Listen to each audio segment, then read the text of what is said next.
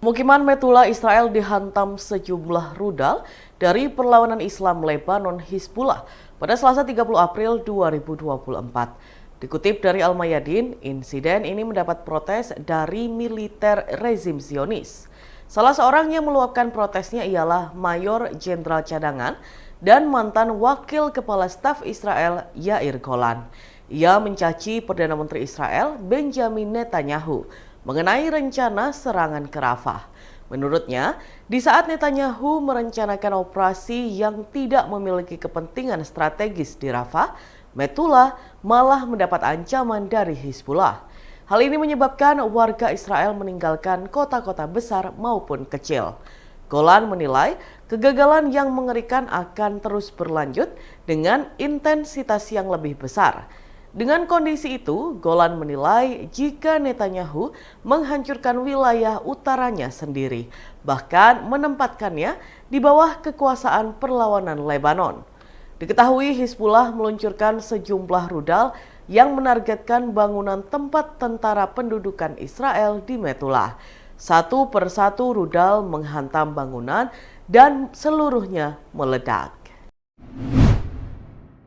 Kiper FC Dallas Martin Paes resmi menjadi warga negara Indonesia atau WNI pada Selasa 30 April 2024 pagi. Setelah resmi menjadi WNI, Martin Paes akan menambah persaingan di sektor penjaga gawang timnas Indonesia. Sosok kiper naturalisasi terbaru ini dikenal pernah menepis tendangan Lionel Messi dan membawa timnya menang atas Inter Miami. Martin Paes resmi menjadi WNI dan bersiap meningkatkan potensi lini pertahanan timnas Indonesia. Hal itu disampaikan melalui laman resmi Kementerian Hukum dan HAM atau Kemenkumham DKI Jakarta. Upacara pengambilan sumpah WNI dilakukan di kantor wilayah atau Kanwil Kemenkumham DKI Jakarta yang dipimpin oleh Kepala Kantor Wilayah R. Andika Dwi Prasetya. Setelah resmi menjadi WNI, artinya PSSI sudah mengurus banding mengenai status Martin Paes yang memperkuat timnas Belanda U21 ke Pengadilan Arbitrase Olahraga.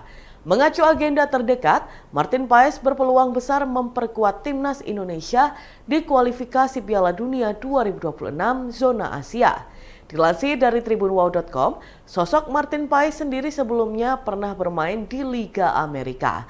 Ia membela FC Dallas sekaligus menjadi lawan dari mega bintang timnas Argentina Lionel Messi. Selama menjadi kiper di FC Dallas, Martin Paes punya catatan yang menarik. Salah satunya sempat menepis tendangan Lionel Messi. Selebgram Gaga Muhammad diumumkan bebas setelah ditahan selama 2 tahun dalam perkara terkait kecelakaan hingga mengakibatkan mendiang selebgram Laura Anna Edeleni mengalami kelumpuhan pada 2021 lalu. Selama proses perjalanan kasus yang menjerat Gaga Muhammad, Laura Anna meninggal dunia pada 15 Desember 2021. Kabar bebasnya Gaga Muhammad dibenarkan oleh kuasa hukumnya Fahmi Bahmid pada Selasa 30 April 2024. Fahmi mengungkapkan, ayah Gaga mengetahui sang anak telah bebas bersyarat dan bersyukur atas hal tersebut. Diketahui Gaga Muhammad sebenarnya divonis 4,5 tahun penjara dalam kasus kecelakaan lalu lintas hingga mengakibatkan Laura lumpuh pada 19 Januari 2022 lalu. Ia juga disanksi denda 10 juta rupiah dan jika denda tidak diganti, maka ia harus menjalani kurungan penjara selama 2 bulan. Pada saat itu hakim menilai Gaga sah dan meyakinkan dinyatakan lalai dalam mengemudikan kendaraannya sehingga mengakibatkan adanya korban mengalami luka berat. Adapun vonis hakim ini sesuai dengan tuntutan Jaksa Penuntut Umum atau JPU. Kronologi kecelakaan yang dialami Gaga Muhammad dan Laura Anna terjadi pada Desember 2019 ketika melintas di Tol Jagorawi. Sebelum mengalami kecelakaan, Gaga dan Laura makan bersama dan baru pulang pada dini hari. Gaga dan Laura dalam kondisi mabuk usai meminum minuman keras. Namun ketika berada di mobil, mereka memakai seat belt atau sabuk pengaman. Kecelakaan pun tidak terhindarkan dan ketika insiden tersebut terjadi, Laura dalam keadaan tertidur. Laura langsung pingsan dan baru sadar ketika sudah berada di rumah sakit. Ratusan buruh dari berbagai perusahaan dan organisasi buruh di Kabupaten Situbondo, Jawa Timur turun ke jalan saat May Day pada Rabu 1 Mei 2024. Dalam aksinya, ratusan buruh yang tergabung dalam organisasi Serikat Buruh Muslim Indonesia atau SARBU-MUSI, Konfederasi Perjuangan Buruh Indonesia atau KPBI, Konsentrasi Buruh Kerakyatan Indonesia atau KBKI, dan Serikat Buruh Independen atau SBI menuntut penolakan upah murah atau UMK terendah se-Jawa Timur. Tak hanya itu saja, aksi buruh ini juga menagih janji Bupati Situbondo untuk kesejahteraan buruh melalui jaminan sosial saat May Day tahun 2023 lalu. Mereka juga menuntut adanya THR tahun 2024 yang tidak sesuai surat edaran Pemkab Situbondo dan meminta Pemkab untuk proaktif dalam menyelesaikan perusahaan yang melanggar peraturan. Aksi ratusan massa buruh yang berangkat mengendarai sepeda motor dari depan PJ Panji mendapat pengamanan dan pengawalan puluhan personel Polres dan Polsek hingga tiba di kantor Dinas Tenaga Kerja Pemkab Situbondo.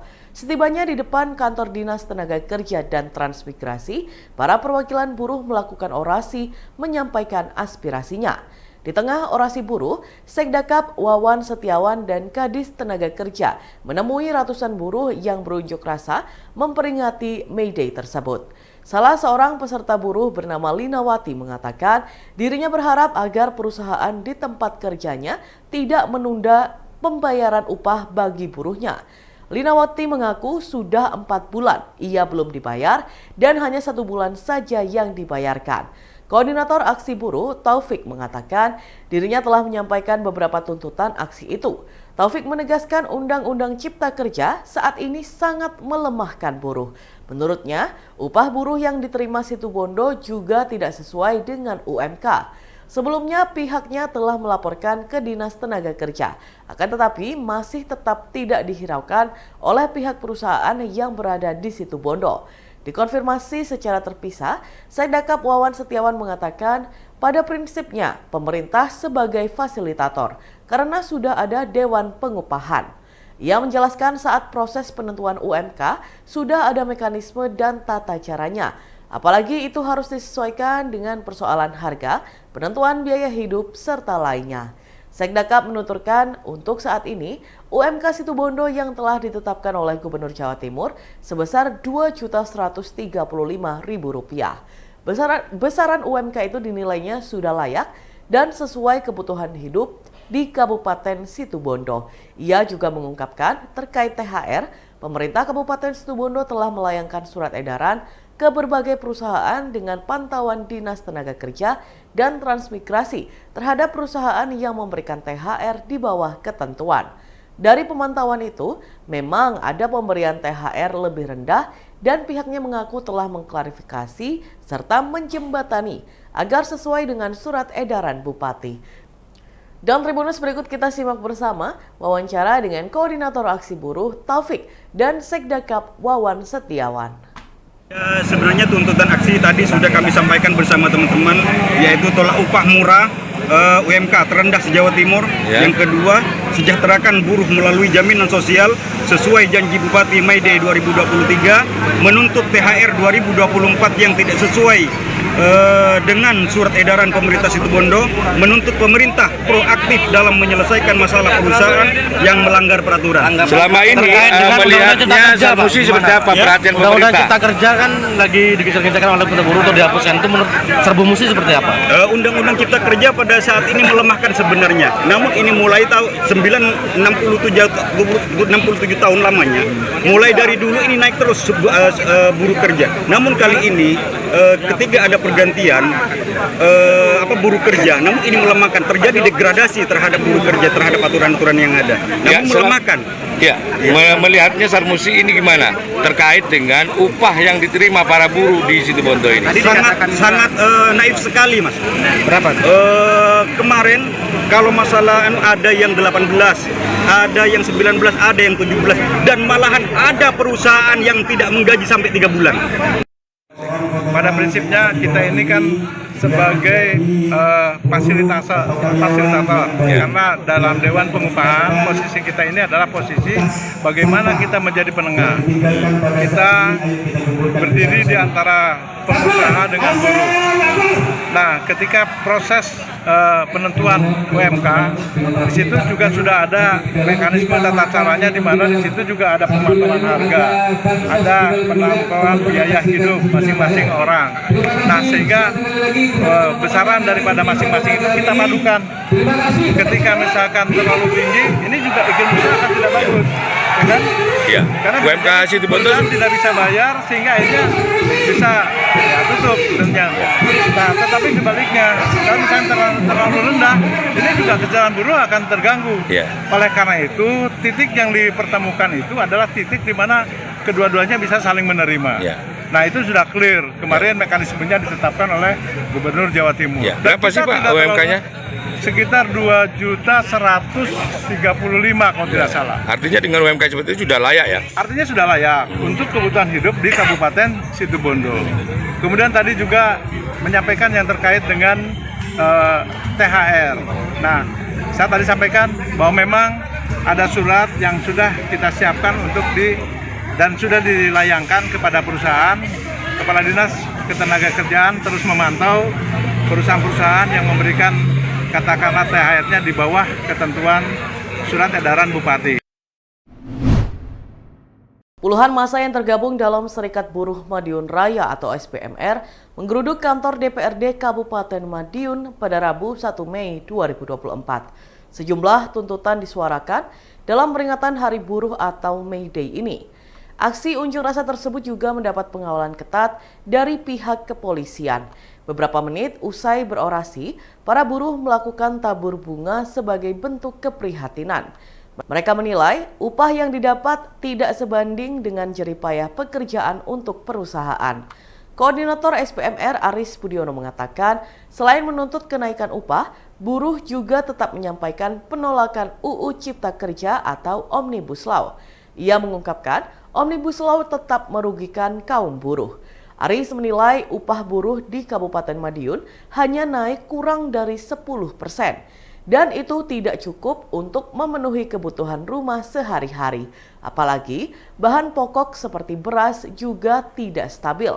Selain membawa isu nasional, pihaknya juga meminta pemerintah daerah untuk mendirikan PHI di tiap kota atau kabupaten, serta segera menyelesaikan hak mantan karyawan pabrik sepatu PT Karya Mitra Budi Sentosa sebanyak 395 orang. Diketahui PT Karya Mitra Budi Sentosa sudah pilot dan telah dibeli, namun sampai saat ini belum dibayar. Selama ini ia mengaku membawa persoalan tersebut ke PHI Surabaya. Kemudian sudah berkirim surat ke kurator, namun masih belum ada respon. Pihaknya meminta agar ratusan mantan karyawan itu dipekerjakan di PT Sintex sambil menunggu pencairan dan tetap dapat pemasukan. Sementara itu, Wakil Ketua DPRD Kabupaten Madiun, Kuat Edi Santoso, berjanji akan mengupayakan dan mengawal beberapa hak buruh.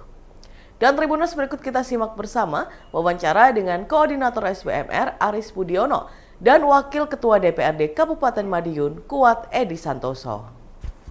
1 Mei isu nasionalnya kan sama ya, untuk mencabut Omnibus Law Undang-Undang Cipta Kerja yang kemarin jadi Perpu, dan ini sudah diundangkan lagi itu harus dicabut karena isinya sama dan merugikan kaum buruh. Yang kedua, kami minta naik upah karena kebutuhan pokok ini sudah tak terkendali, harga beras sudah nyampe 19.000, sementara kaum buruh upahnya naiknya cuma nggak sampai 10%. Jadi itu yang kami usahakan.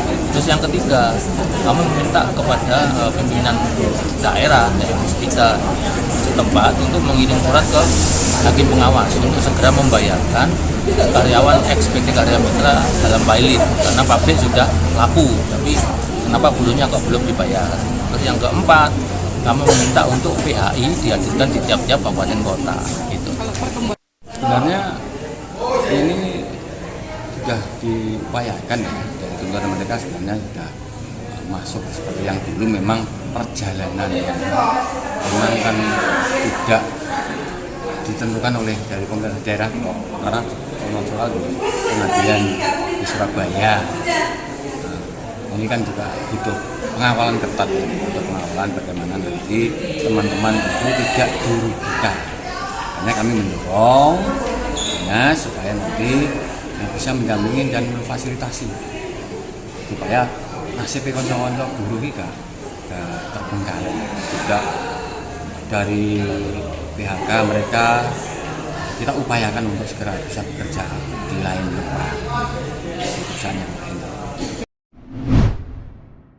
Puluhan ribu pekerja di Surabaya turun ke jalan pada puncak peringatan Hari Buruh atau May Day pada Rabu 1 Mei 2024.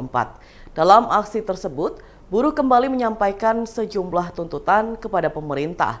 Perwakilan Serikat Pekerja Seluruh Indonesia atau SPSI Surabaya, Hamadani, mengungkapkan pihaknya meminta pemerintah memastikan pengusaha tidak melakukan pemutusan hubungan kerja atau PHK, menolak upah murah, pemerataan kesejahteraan dari kota ke desa, serta pemerataan kesejahteraan pengusaha besar dan yang kecil. Kemudian buruh juga menuntut pencabutan sejumlah peraturan, di antaranya Undang-Undang Nomor 2 Tahun 2022 tentang Cipta Kerja, Peraturan Pemerintah atau PP Nomor 35 Tahun 2021 tentang Perjanjian Kerja Waktu Tertentu, Alih Daya, Waktu Kerja dan Waktu Istirahat, dan Pemutusan Hubungan Kerja, serta Peraturan Pemerintah atau PP Nomor 36 Tahun 2021 tentang Pengupahan. Menurut buruh, berbagai regulasi tersebut tidak berpihak kepada buruh. Para buruh diketahui berangkat dari 9 titik, di antaranya kawasan Rungkut, Karangpilang, Tandes, Waru, Margomulyo, Kalianak, dan beberapa kawasan lainnya. Aksi dipusatkan di pemerintah provinsi, di antaranya kantor pemerintah provinsi di Jalan Pahlawan. Aksi tersebut bergerak dari kawasan Citomol sekitar pukul 12 siang waktu Indonesia Barat. Download Tribun X sekarang, menghadirkan lokal menjadi Indonesia.